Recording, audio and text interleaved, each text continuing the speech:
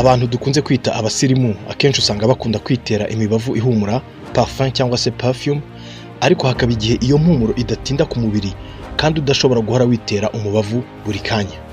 Nyamara hari uburyo ushobora gukoresha umubavu ukagutindaho mu gihe cyikubye inshuro 5 icyo wari usanzwe ukumaraho. Aha byumvikane ko ari ya mibavu yo kwitera ku mubiri atari ya yindi batera mu myambaro. Dore uko wabigenza: ukimara kuva mu bwogero, ihanagure neza, utegereze umubiri wumuke mbere yo kwitera umubavu. Itere umubavu ku ruhu kandi wirinde gutsirima aho wawuteye.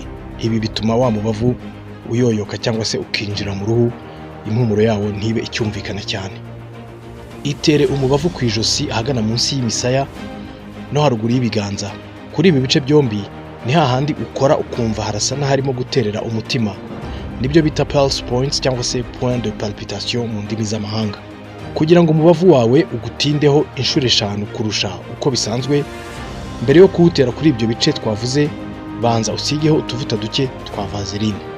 Icyitonderwa: waba witeye umubavu wonyine, waba wabanjeho ka vaseline gake, irinde kuzimanganya cyangwa se kunogereza umubavu witeye, kuko bituma winjira mu ruhu bigatuma impumuro yawo iyoyoka cyangwa se igashira vuba.